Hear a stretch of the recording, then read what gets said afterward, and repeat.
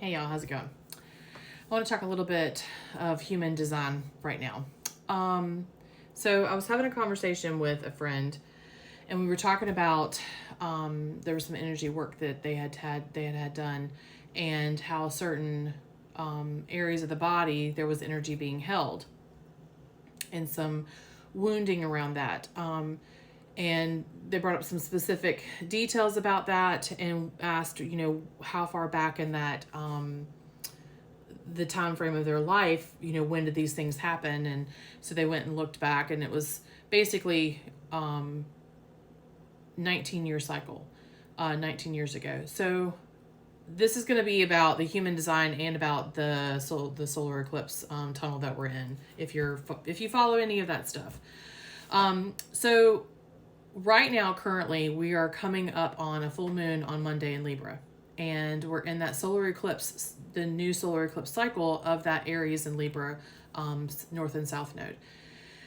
So, and also that full moon, that 6 month tunnel of that full moon, or the new moon that we had back at the end of October in Libra, and the full moon in Libra. And then we've also got the other, there's a lot of things going on. Or the shadow of the Mercury retrograde, which is also Aries, and then we've got the eclipse, the other lunar and solar eclipses that are coming up in April. So I want to bring up that if there's anything that's going on and surfacing for you right now around themes that took place back in 2005, between 2004 and 2006, and then also around 2014 to 2016, because that would have been when the 2004 to 2006 would have been around when the node cycles were the same as they are now, that North Node Aries, South Node Libra. And then the 2014 to 2016 would have been when it was flipped.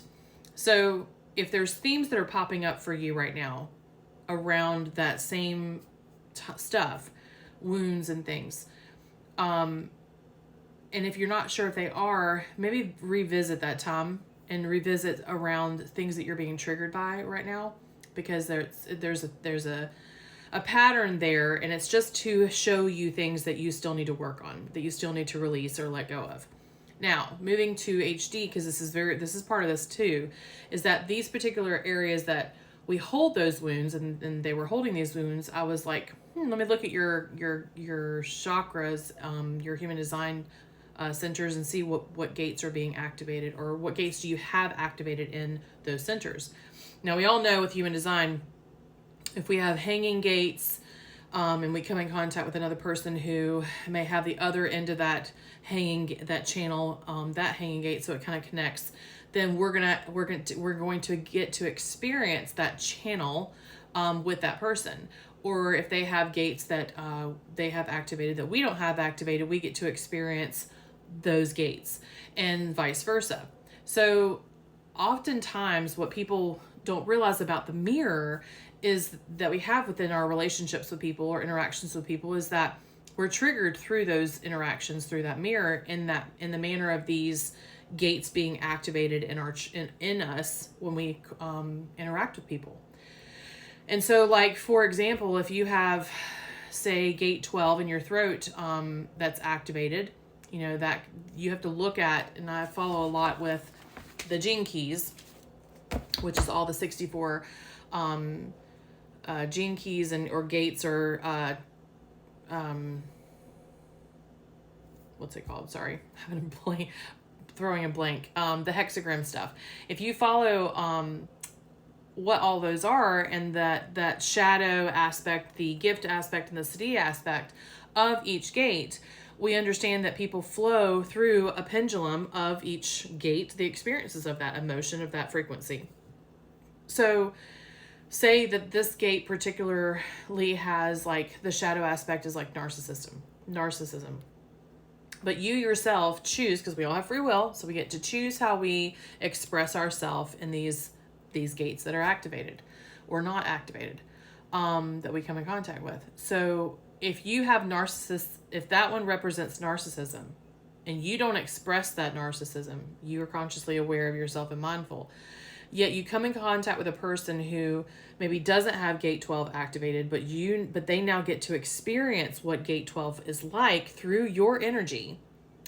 You are going, because you house this energy in you, you're going to trigger them to get to feel this energy, to experience this energy. And so in turn, they get that free will choice to express, show, physically act out that energy. And oftentimes we're not aware of that. They're not aware of that. And that's where the tricky part comes in, because we may not recognize what that mirror looks like with our dynamic, because it's not something that we may do. Just like the pendulum of the frequency, we may be on this lower end. They may be on this lower end because of this a beginning phase. You could use that as a terminology. The beginning phase of that frequency, and you're up here on the other end, the higher end of that frequency. So you're expressing that frequency at this higher vibration versus where they're at the lower one. And that's how that mirror works. And that's where the challenge comes in. That's why it's so important for us to do this inner work on ourselves, to know thyself so unbelievably well that when we do encounter interactions with people and they get triggered, or they do something that triggers us, we're aware of ourselves and know ourselves to be able to go, I can see that, where maybe you couldn't see it before because you weren't aware of it. I hope this makes sense. I hope I'm explaining it to the best way that it came in for me and makes sense to me, and is how this interaction works. But anyway, just thought I'd share. Maybe this will enlighten other people.